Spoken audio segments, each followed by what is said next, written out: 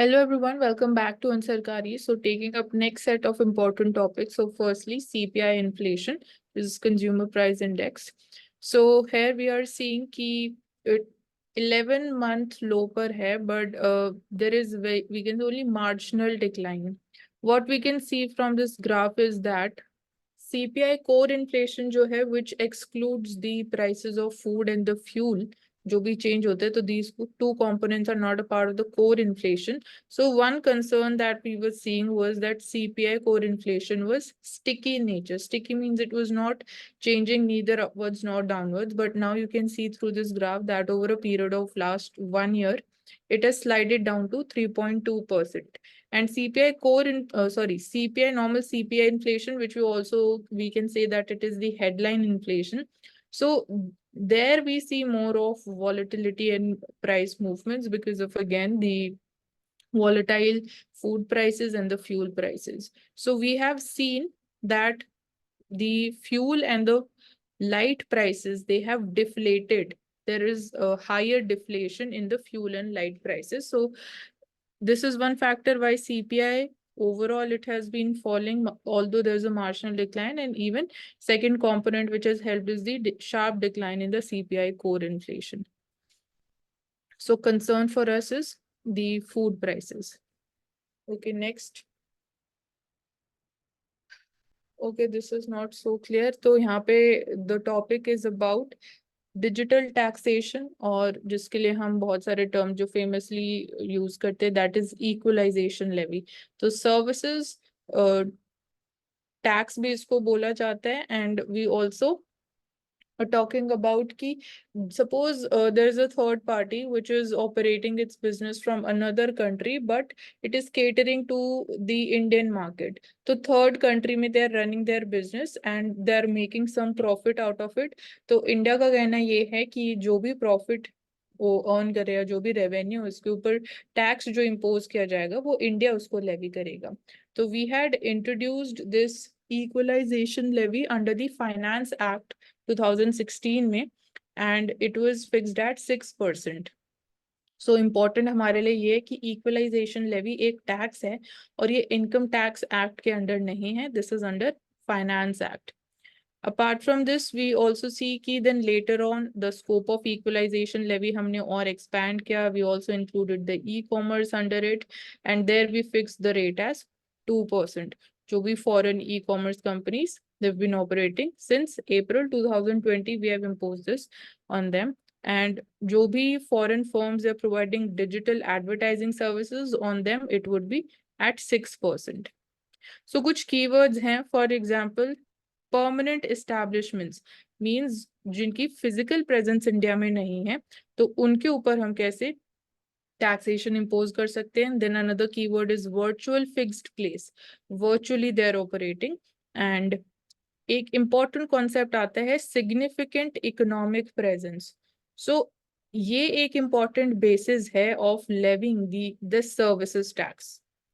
Instead of saying कि आप India में आपके फिजिकल या परमानेंट एस्टैब्लिशमेंट है या नहीं, तो we will be imposing the tax on the basis of significant economic presence. Now that can be virtual also.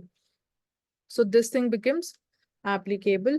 And OECD also share its view. उनका कहना भी ये है कि impose होना चाहिए. Then WTO में इसके around dispute ये है कि there is currently a moratorium which is going on. In India का stand ये है कि the moratorium should be removed.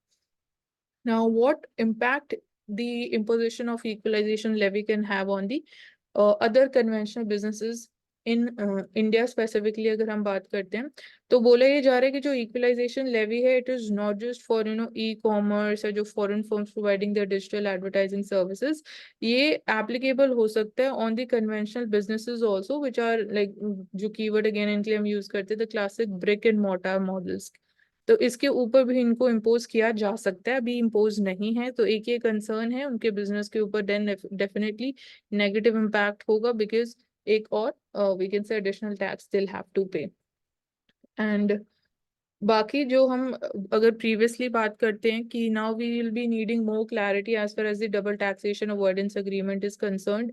And इसको हम कैसे इन दी कॉन्टेक्स्ट कैसे ये इक्वलाइजेशन लेवी और DTAs कैसे सेम प्लेन पे ऑपरेट करेंगी, तो here will be needing much more clarity. Challenges in implementing equalization levy is that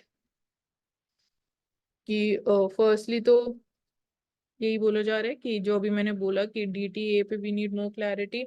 then loopholes can be misused. For example जो भी transactions हैं, जो प्रॉफिट्स हैं, they can be termed as royalties या फिर overhead charge. तो that's how they can be again taken back from India. And certain practical challenges includes ki how will be determining the number of users of digital service, or there is then again absence of profit attribution rules. So ये कुछ practical challenges हैं. Next topic चाबा deal की हम बात करें तो चाबा port location पता होना इम्पोर्टेंट है. It is located in the gulf of Oman, जिसको हम पर्शियन गल्फ भी बोल सकते हैं, in the country Iran.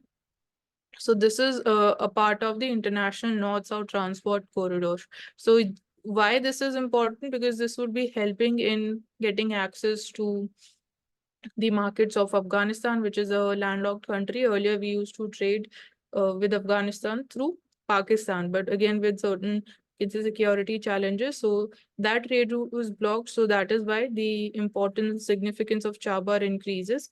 So that is one advantage, and then it will be giving us access to even Central Asian markets. And also international north-south transport corridor, mein China is not a part of it. So that is important point to remember. And this is going to be, we can say ki India will be operating for the very first time, will be looking into management of the foreign port, which is the Chabar port. Apart from this, this would be helping in again counterbalancing of China, the Belt and Road Initiative hai. So this is also one of the alternative route, we can say, as we talked about again the Middle East, the international Middle East corridor that was proposed. And from the perspective of energy security also, we can say we can have much more alternatives, more diversified partner, apart from again just relying majorly on either Russia or OPEC. And then there is one concern which emerges, is that given the security challenges related to the Israel and Iran strikes, so there is this risk that US might impose certain kind of sanctions also, which might again impact the functioning of the Chaba port and the trade routes. So it would the trade route which is proposed is that it will be connecting via the Caspian Sea. So that is a part of it, and it would help us in bypassing neighboring Pakistan. And इसके अलावा Okay. मैं add करना चाहूंगी कि 10 year long contract है ये दोनों countries के बीच में. एंड ये जो पोर्ट है ये ईरान का भी अकेला ओशियनिक पोर्ट है जो कि मकरन कोस्ट के ऊपर लोकेटेड है. चाबार में भी 2 पोर्ट हैं जिसमें से जो शहीद बेश्ती पोर्ट है वो इंडिया डेवलप कर रहा है. एंड 2016 में बेसिकली इनिशिएट हुआ था ये agreement. Right. So NFO, this is an important keyword, stands for new fund offer. तो टर्म से अगर हम इसको डीकंस्ट्रक्ट करने की बात करें, न्यू फंड ऑफर है. फंड मतलब हम म्यूचुअल फंड्स की बात करते हैं. तो जैसे हम IPO की बात करते हैं तो सिमिलर लाइंस पे दिस इज NFO, क्योंकि ये न्यू फंड है, initial for the first time आपको अवेलेबल हो रहा है फॉर सब्सक्राइबिंग इट. तो एक तरीके से ये एक IPO है जिसमें अगेन म्यूचुअल फंड्स जो हैं for the first time they are selling, or they're offering the fund shares to the people. And it is mandatory कि all जो भी like अगर हम पहले स्पेसिफिकली बात कर लेते हैं कि टाइप्स ऑफ NFOs क्या होते हैं, तो NFOs में 2 टाइप हैं majorly, open ended and closed ended. तो ओपन एंडेड जो है उसमें कोई fixed number of shares allotted जो या ऑफर के लिए हैं, कोई नंबर ऑफ फिक्स्ड शेयर्स नहीं, क्योंकि ओपन एंडेड इन नेचर है. एंड ओपन एंडेड वाले आप ट्रेड नहीं कर सकते हो, तो you can just subscribe them. Closed ended जो है, क्लोज्ड एंडेड टर्म से एक फिक्स नंबर ऑफ शेयर्स है जो आपको पास लाइक अवेलेबल होगा for the offer, and they can B traded also. And तो ये इनिशियल ऑफरिंग है. इसके बाद अगर आपको इसमें ट्रेड करना है या इन्वेस्ट करना है, तो वो नेट एसेट वैल्यू प्राइस के आप ऊपर करोगे। जैसे अगर हम सिंपली शेयर इक्विटी मार्केट की बात करते हैं तो आईपीओ होता है, उसमें जो प्राइस होता है आप उस पर सब्सक्राइब करते हो, देन शेयर्स अलॉट किए जाते हैं, उसके बाद एक पर्टिकुलर डेट होती है जिसपे लिस्टिंग होती है उस पर्टिकुलर कंपनी की स्टॉक एक्सचेंज के ऊपर, एंड देन आप उसमें ट्रेड कर सकते हो on the basis of market prices. तो इसमें जो टर्म यूज की जाती है सेकेंडरी मार्केट के लिए वो है नेट एसेट वैल्यू, NAV। तो जो क्लोज्ड एंडेड NFOs हैं उनके लिए इट इज मैंडेटरी कि all of the closed ended NFOs they should be listed on the exchange, and again these are regulated by SEBI. तो एक important रूल है which is associated with NFOs which is 20-25 rule. So 20 stands for कि minimum of 20 investors they should invest in the NFO or particular mutual fund, and 25 means कि no single individual can hold more than 25% of the corpus of that entire pool of funds. And one very significant term which is associated with the mutual funds or NFOs is we say expense ratio. So expense ratio क्या है? ये एक तरीके से fees है which is charged by these mutual funds so as to cover their operating cost, जिसमें उनकी management cost होती है, administrative cost होती है, and this is expressed as a percentage of जो उनकी assets under management है। तो जो भी suppose एक म्यूचुअल फंड का कॉपस है ₹800 का, तो 800 करोड़ हो गया एसेट्स अंडर मैनेजमेंट, तो उसका एक फिक्स्ड परसेंटेज होगा। आप कैसे कैलकुलेट करोगे एक्सपेंस रेशियो को? You will divide the total expenses of that mutual fund with the total assets. तो टोटल एसेट्स इस केस में 800 करोड़ है, जो भी एक्सपेंसेस होगा जो वो अगेन स्पेसिफाई करेंगे, इट कैन बी 20 करोड़। तो you will divide and then we'll get the value of expense ratio in the form of percentage. And there is inverse relation with the mutual fund size of the expense ratio. तो अगर total assets का size mutual fund का ज्यादा होगा तो expense ratio कम होगा, and vice versa. तो इसलिए ये expense ratio it is related to NFOs. जो NFOs होंगे ये भी प्राइमरी मार्केट में लॉन्च होंगे स्टार्टिंग में, अगर न्यू फंड ऑफरिंग है तो? हाँ, प्राइमरी मार्केट में होंगे क्योंकि न्यू फंड ऑफर्स है for the first time, initial offering के लिए अवेलेबल है फॉर सब्सक्रिप्शन। इसलिए मैंने बोला कि आईपीओ की तरह ही होते हैं प्राइमरी मार्केट में, पहले एनएफओ होता है, उसके बाद आप म्यूचुअल फंड में अगर आप लेटर ऑन ट्रेड करना चाहते हो तो आप कर सकते हो, that too in the closed ended. Closed ended ही सिर्फ ट्रेडेबल है, ओपन एंडेड एनएफओ ट्रेडेबल नहीं होते हैं।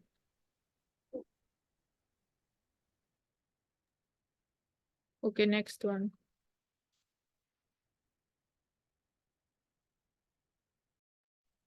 So here we are talking about deep fakes, about the circulation of deep fakes and how it depends on the collapse of context and information overload. तो सबसे पहले election के time में हमने देखा कि कितने ज्यादा डीप फेक का यूज करके 3-4 चीजें की जा रही हैं। पहले तो कॉल्स लगाई जा रही हैं to the regular citizens in the name of the politicians. इसके बाद डेफमेशन करना बहुत ज्यादा इजी हो जाता है विद डीप फेक्स, जिसमें आप वीडियो सर्कुलेट कर सकते हो, ऑडियो रिकॉर्डिंग सर्कुलेट कर सकते हो, जो कि इतनी अच्छे से फैब्रिकेट की जाती हैं कि आप डिफरेंस नहीं लगा पाते कि वो रियल है कि डीप फेक है। डीप फेक का मतलब क्या होता है?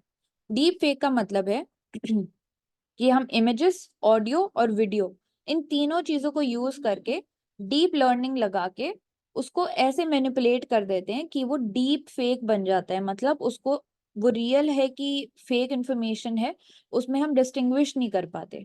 तो जो इंफॉर्मेशन है हमें दी जाती है, बट हमारे कॉन्टेक्स्ट के अकॉर्डिंग दी जाती है। हम गूगल पे कोई चीज सर्च करते हैं तो जो एल्गोरिदम सर्च रिजल्ट्स हमें देता है वो हमें जो कॉन्टेक्स्ट चाहिए उसके अकॉर्डिंग रेगुलेट करके देता है। जैसे कि गूगल पे देख सकते हैं, यूट्यूब पे देख सकते हैं, हमारी लाइकिंग के अकॉर्डिंगली, हमारी लाइकिंग हमारे थिंकिंग प्रोसेस को एनालाइज करके हमें रिजल्ट दिया जाता है। तो वहां पे भी हम देख सकते हैं कि बायस्ड रिजल्ट हमें मिलते हैं। तो कॉन्टेक्स्ट कैसे मिलेगा हमें, कहाँ से हमें पता चलेगा कि ये चीज ठीक है कि गलत है? तो यहाँ पे एल्गोरिदमिक डिटेक्टर्स जो हैं उनकी क्या स्पीड है फैक्ट चेक करने के लिए, वो तेज होनी चाहिए। इसके अलावा हम बोल सकते हैं कि ब्लॉकचेन का यूज कर सकते हैं इस पूरे प्रोसेस को डिसेंट्रलाइज करने के लिए, ताकि जो फैक्ट चेकिंग है वो डिसेंट्रलाइज हो जाए। इसके अलावा जो आईटी एक्ट है उसमें हम डी फेक के रिगार्डिंग एक स्पेसिफिक रेगुलेशन लेके आ सकते हैं जिसको अच्छे से रेगुलेट कर पाए। इसके अलावा AI powered social media platform से फैक्ट चेकिंग हम बेसिकली एम्प्लॉय कर सकते हैं एल्गोरिदम और टूल्स को यूज करके, जो कि हमें बायस्ड रिजल्ट्स ना दें, सिर्फ कंटेंट दे, कॉन्टेक्स्ट ना दें।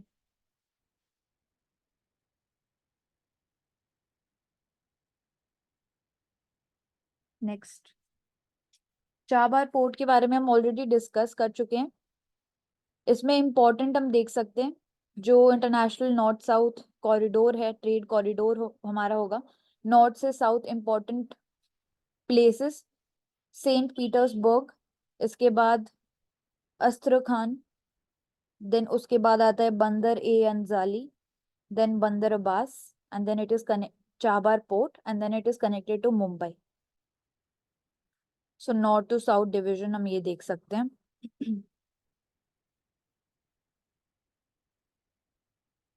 Then declining poverty ratio.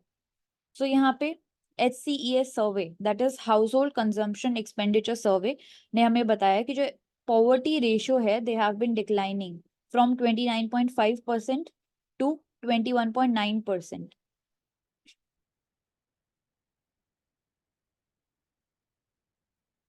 इसके अलावा गिनी कोफिशिएंट हमें बताता है कि जो पॉवर्टी का ओवरऑल रेशियो है वो डिक्लाइन हुआ है रूरल एरियाज में एंड देन अर्बन एरियाज में। बट क्या ये जो डिक्लाइन है पॉवर्टी रेशियो में ये भी इक्वली डिस्ट्रीब्यूटेड है या फिर अनइक्वल है, ये भी पूरी सोसाइटी में वो देखने की बात हो जाती है। इसके अलावा कंजम्पशन बास्केट जो है वो different and different poverty lines को यूज किया जाता है, जैसे Rangarajan committee poverty line and then Tendulkar committee's poverty line.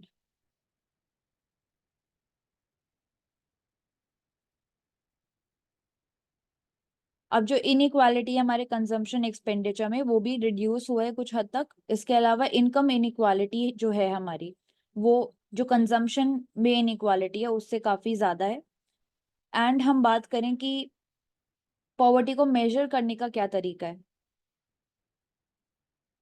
तो वो डिफरेंट हो जाता है। इसमें बोलेंगे तो वाई के अलग अलग कमेटी है that talks about the poverty on the basis of nutrition. Lakdawala, which talks about the dietary needs and और रंगाराजन बात करते हैं कि जो न्यूट्रिशन है सबके लिए डिफरेंट होता है, रूरल एरिया के लिए और अर्बन एरिया के लिए। हो सकता है कि 2500 कैलोरीज लेते नहीं हो अर्बन एरिया में, तो क्या आप पुअर कहलाएंगे? तो इसलिए उसको ठीक करने के लिए ही used poverty on the basis of income. और Tendulkar committee changed from the consumption based to overall more inclusive, सब चीज में आना चाहिए। For example education, fuel, medical, cleanness, सब चीज एक्सपेंडिचर बेस्ड।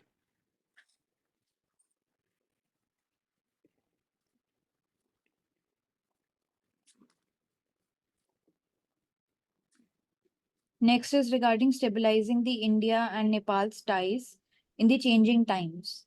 So इंडिया का क्या रोल रहा है नेपाल में? तो इंडिया का काफी ज्यादा एक्टिव रोल रहा है अगर हम डिजास्टर मैनेजमेंट में रिलीफ प्रोवाइड करने की बात करें, या फिर infrastructure, health, water resources, education, इन सब में बात करें। जैसे ट्रीटी ऑफ फ्रेंडशिप वहां से स्टार्ट होता है 1950 में, treaty of peace and friendship, जहाँ पे नेपाली सिटीजन्स को फ्री मूवमेंट का एक्सेस दिया गया था ताकि वो इंडिया में एम्प्लॉयमेंट अपॉर्चुनिटीज को एक्सप्लोर कर सकें। बट इसके अलावा क्या इश्यूज रहते हैं, तो टेरिटोरियल डिस्प्यूट्स रहते हैं, जिसमें काला पानी जो एरिया है वहां पे इशू आता है। रिसेंटली नेपाल ने 100 रुपये का नोट इशू किया था जिसमें उसने क्लेम किया था काला पानी वाले एरिया को, बट इंडिया उसे क्लेम करता है। इसके अलावा सुस्ता रीजन जो कि यूपी के एरिया में आ जाता है, वो भी डिस्प्यूटेड टेरिटरी है। और क्या यहाँ पे चैलेंजेस आते हैं, जो बिग ब्रदर सिंड्रोम है उसकी वजह से चैलेंजेस आते हैं हमारे डे टू डे जो पॉलिटिकल स्पेक्ट्रम है दोनों कंट्रीज का उसके अंदर। तो उसको इंडिया को अवॉइड करना चाहिए ताकि किसी भी कंट्री को इन्फीरियर फील ना हो। एंड जब नेपाल की ट्विन पिलर पॉलिसी थी तो इंडिया और नेपाल का जो रिलेशनशिप चल रहा था जिसमें किंग और मल्टी पार्टी डेमोक्रेसी को सपोर्ट किया जाता था, इंडिया का काफी ज्यादा कॉपरेशन भी था, पॉलिटिकल स्पेक्ट्रम में अच्छे रिलेशंस भी थे। बट धीरे धीरे जो क्राइसिस है वो बढ़ता गया एंड इसके बाद जो बायलेटरल टाइज है दोनों कंट्रीज के उसके क्वालिटी में बेसिकली रिडक्शन देखने को मिला हमें। मिक्स्ड सिग्नल्स की यहाँ पे बात की जाती है, जो ओपिनियंस दोनों कंट्री के साइड से दिए जाते हैं। सो कुछ भी कंक्रीट हमें पता नहीं चल पाता कि क्या मिस इन्फॉर्मेशन दोनों साइड्स में आ रही है और जा रही है।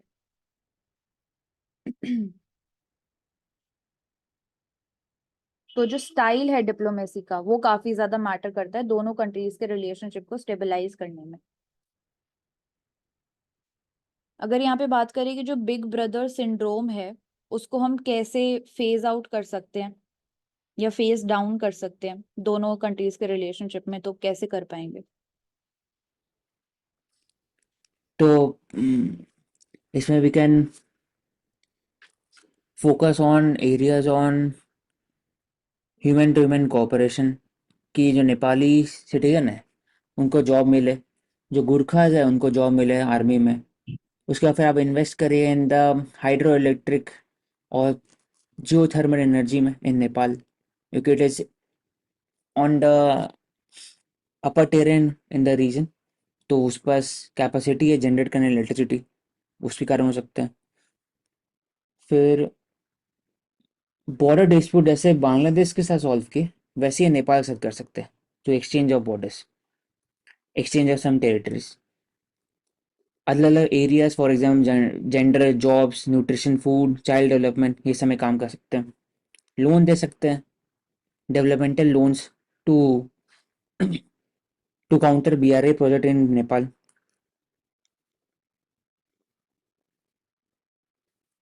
यही है वो।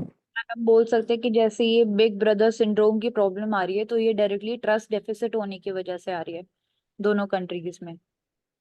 सो इसमें जो local people to people contact बढ़ाने के लिए हम ये भी बोल सकते हैं कि जो प्रोजेक्ट्स हम इम्प्लीमेंट करें उसको स्पीडी वे में हम कंप्लीट करें, ताकि जो ट्रस्ट डेफिसिट है वो भी उससे हम टैकल कर पाए। Yes. The next is adopting a transformative vision for mediation. तो यहाँ पे मेडिएशन एक्ट 2023 की बात हो रही है, जिसमें बोला जा रहा है कि मेडिएशन का जो प्रोसेस है उसको हम कैसे यूज कर सकते हैं मेडिएट करने के लिए, लिटिगेट करने के लिए नहीं। इस एक्ट में ADR की बात होती है, जिसको बोला जाता है ऑल्टरनेटिव डिस्प्यूट रेजोल्यूशन। इसमें 3-4 मेथड्स आते हैं, जिसमें मेडिएशन होता है, आर्बिट्रेशन होता है, काउंसिलेशन एंड देन नेगोशिएशन। तो मेडिएशन की यहाँ पे बात हो रही है कि ऑलरेडी जो जुडिशरी का बर्डन है वो कम हो सकता है एंड ये कॉस्ट इफेक्टिव भी हो सकता है, जो भी अपनी प्रॉब्लम लेके आ रहे हैं उनके लिए। अगर हम कंपेयर करें इसको ट्रेडिशनल कोर्ट की फीस के साथ, या फिर ट्रेडिशनल कोर्ट्स में कितना टाइम लगता है केस को सॉल्व होने में, उससे कंपेयर अगर करें। बट यहाँ पे प्रॉब्लम ये आती है कि लॉयर का होना, मेडिएटर लॉयर का होना जरूरी है एंड उसके लिए 15 साल का प्रोफेशनल एक्सपीरियंस जरूरी है मेडिएटर की फील्ड में। तो यहाँ पे लॉ स्टूडेंट्स जो पढ़ रहे होते हैं उसमें एडवोकेसी करने के लिए और मेडिएशन करने के लिए जो अप्रोच होती है वो डिफरेंट होती है। तो बेसिकली जो कोर्स हम बोल सकते हैं दोनों के लिए डिफरेंट होता है, तो वहां से ही प्रॉब्लम शुरू हो जाती है, जिसमें नेक्स्ट जनरेशन के लिए बेसिकली उतनी एफिशिएंसी हम नहीं लेके आ पाएंगे। एंड यहाँ पे 2-3 और रीजंस हो सकते हैं कि कॉन्फिडेंशियलिटी मेंटेन हो सकती है। जब पब्लिक कोर्ट में प्रोसीडिंग होती है तो वहां पे आपकी कॉन्फिडेंशियलिटी मेंटेन नहीं हो पाती, बट अगर ADR के प्रोसेसेस आप अवेल कर रहे हो तो प्राइवेट में आप अपनी डिटेल्स, जो भी डिस्प्यूटेड डिटेल्स हैं उनको आप कंसिडर कर सकते हो एंड जो लंबा प्रोसीजर होता है वो स्पीडी प्रोसीजर में कन्वर्ट हो सकता है। इसको ऑल्टरनेटिव की तरह नहीं माना जा रहा है, बट इफ पॉसिबल हम सेटलमेंट अगर कर सकते हैं मेडिएट करके तो उसको जो कोर्ट है वो रेफर कर सकता है। हाँ, इसमें एक कमेंट दिया हुआ था कि मेडिटेशन क्यों इम्पोर्टेंट है, on the going the ethos of Mahatma Gandhi ji. इसमें बोले कि true role of lawyer is not litigation but uniting the parties in dispute. Meditation में क्या होता है कि बीच का रास्ता होता है, दोनों के बीच में सहमति है, in a very free manner, mutual understanding है, रिस्टोरेशन ऑफ बैलेंस है, डायलॉग है, open dialogue, and they can express the emotion freely. तो लिटिगेशन में क्या होता है, वन वे रहता है, तो इसमें इसलिए इम्पोर्टेंट है। कि इसको अगर स्ट्रीमलाइन करेंगे तो सोसाइटी के अंदर जो सोशल कैपिटल है वो बढ़ेगा, और ओवरऑल एक ट्रस्ट डेफिसिट सोसाइटी के अंदर में होता है विद बिजनेसेस, कि सब कोई लूटने के लिए है, कंपटीशन है, शार्क है, तो वो खत्म होगा। ओवरऑल लगेगा कि आपको कि हाँ, कहीं ना कहीं रास्ता निकल सकता है, बीच का रास्ता। तो लेकिन वही है कि लॉयर्स चाहिए, लॉयर्स का कमी है, स्पेशलाइजेशन चाहिए इसमें, deep learning, cum deep legal knowledge, practical experience, direct participation, observation, thinking, learning. तो बेसिकली बोल सकते हैं कि जो लीगल एजुकेशन होती है बेस रूट लेवल पे, उसी में डिस्कनेक्ट है। उसमें हमेशा बात करते हैं ना, हमें लिटिगेशन का बात करते हैं, मोर फोकस करते हैं कि लॉयर लड़ना है, कोर्ट में लड़ना है, ये हमेशा बात होता है। क्या करने यार, कोर्ट लड़ने आ रहे हैं। तो हम्म। मेडिएशन का कम बात करते हैं कि बीच में सहमति लेना है। मेडिएशन को छोटा मान के चलते हैं ना, अरे आप सुप्रीम कोर्ट हाई कोर्ट के लॉयर है तो मतलब बड़ा लगता है, लेकिन मेडिएशन लगेगा तो हाँ ठीक है, एक तरह का डेंटल कॉलेज हो गया, कोट एंड कोट, अगर कंपैरिजन किया एमबीबीएस में। तो मेडिएशन से रिलेटेड अगर उसको बढ़ाया जाएगा तो ओवरऑल अच्छा रहेगा, दोनों कॉर्पोरेट के लिए, सोसाइटी के लिए भी, सबके लिए। मेडिसिन हर के लिए हो सकता है, फैमिली कोर्ट भी हो सकता है, और कॉर्पोरेट में। हम्म। मेडिसिन के लिए क्या चाहिए, लॉ के साथ साथ आपको एम्पैथी चाहिए, एम्पैथेटिक एटीट्यूड चाहिए, एथिक्स चाहिए, क्या इको। समझ सकते हैं ना सामने वाला, इसलिए लिखा हुआ है प्रैक्टिकल लर्निंग, ऑब्जर्वेशनल लर्निंग, दोनों का कंडीशन समझ सकते हैं, फील कर सकते हैं, फिर आप बता सकते हैं कि कौन सा बेस्ट है, प्रायोरिटी क्या है दोनों को, और फिर मेडिएट कर लें, rather than सिर्फ knowledge of the law. That is a मेडिएशन act 2023 is important. Continue.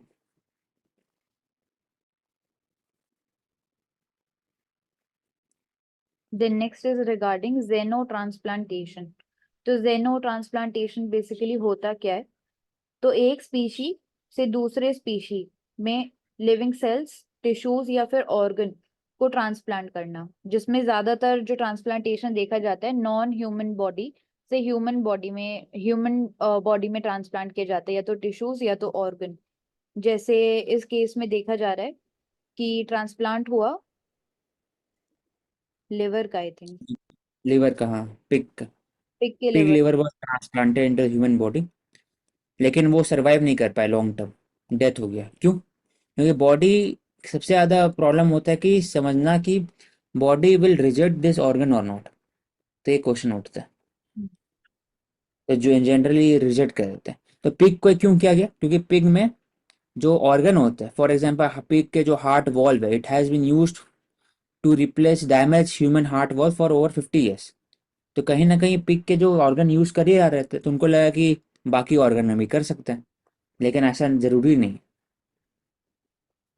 And यहाँ पे अगर ऐसा होता तो फिर आसान हो जाता ना हर चीज में।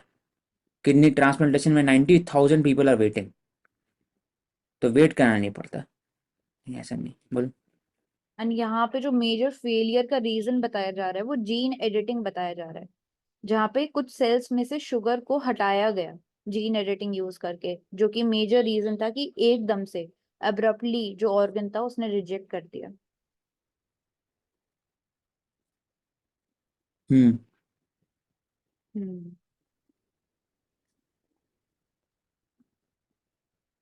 नेक्स्ट। इंडिया में बात करें अगर, तो 25 से 30,000 लिवर ट्रांसप्लांट हर साल होते हैं।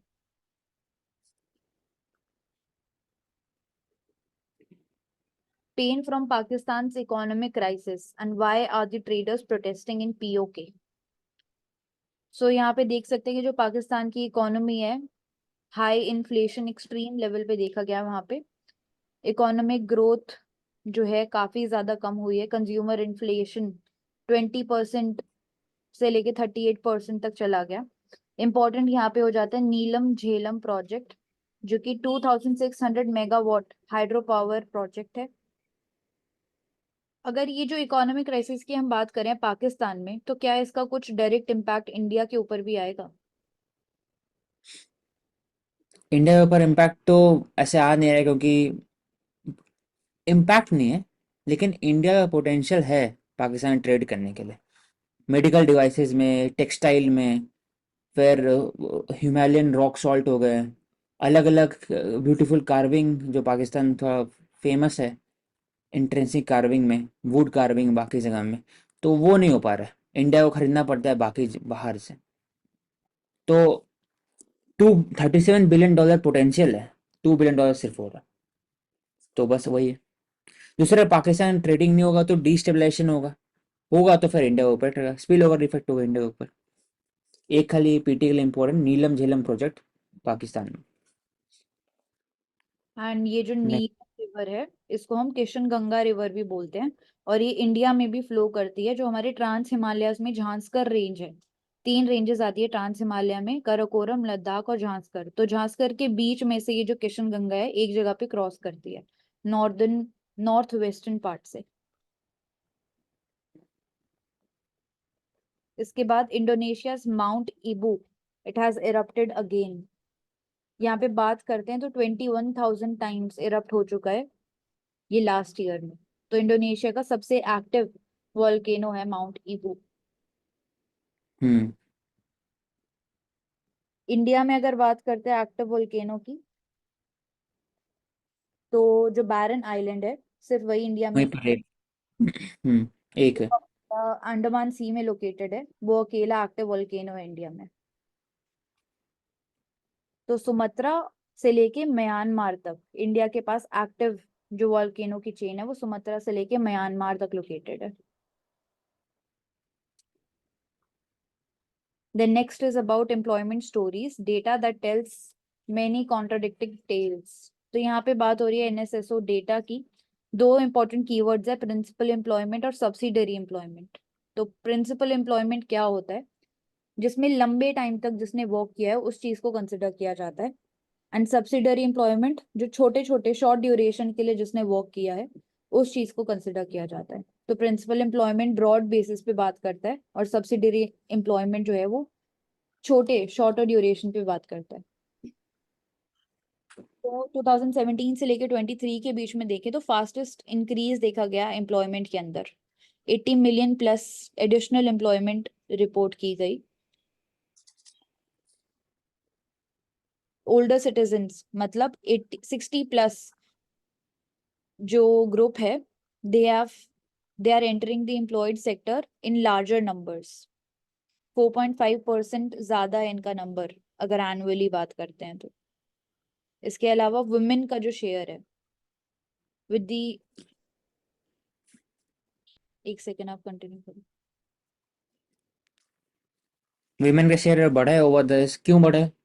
क्योंकि वर्क फ्रॉम होम का प्रोविजन मिला है तो कर सकती है। सेल्फ हेल्प ग्रुप को बढ़ावा दिया गया है थ्रू मुद्रा लोन्स एक्सेट्रा।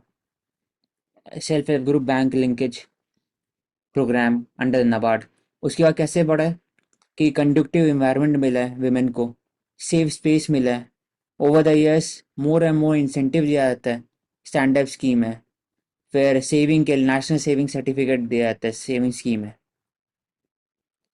तो विमेन का रोल बढ़ा है, और कहाँ पड़े इन द, जो हम लोग देखे प्रिंसिपल एम्प्लॉयमेंट में।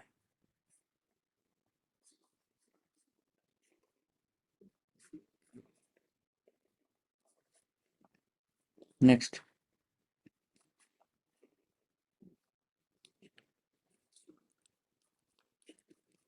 एनएचआरसी।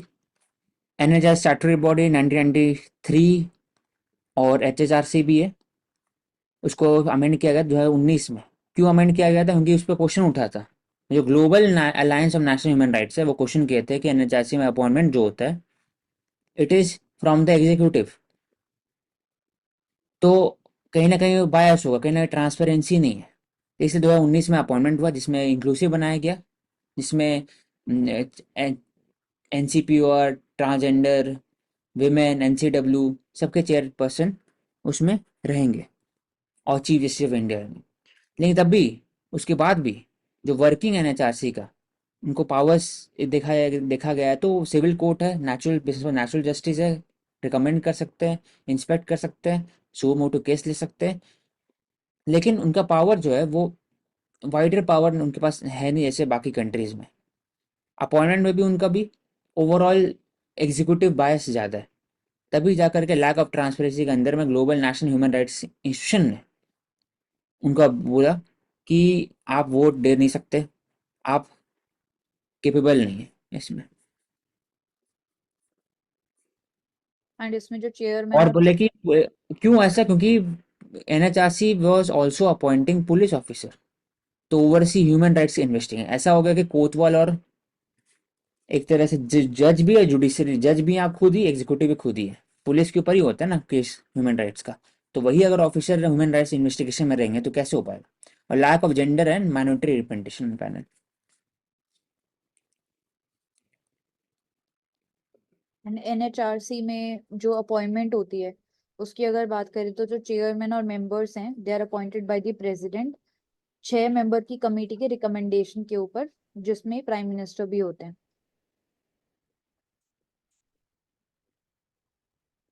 सो यहाँ पे बात की जा रही है नेक्स्ट में about the problem of untreated waste in India, in Delhi. तो दिल्ली में बात करते हैं तो हर दिन 3800 metric tons of municipal solid waste जो है वो पाइल अप हो रहा है। तो कैसे पॉलिटिक्स के आगे बढ़ के हम ग्राउंड लेवल पे वर्क कर सकते हैं एंड कैसे इसको ठीक कर सकते हैं जो अनट्रीटेड वेस्ट की प्रॉब्लम है।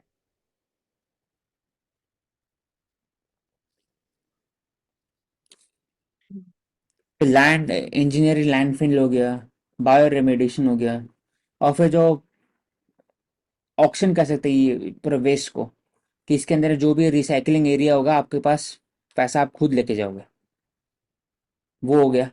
या फिर ऐसा कर सकते हैं कि ये तो हो गया बाद का प्रोसेस जो ऑलरेडी हो ही नहीं ऐसा, तो इसमें ईपीआर मॉडल आ गया। हो ही नहीं, extended producer responsibility. Local bodies का रोल है इसमें कि कैसा आप इंसेंटिव दे सकते हो।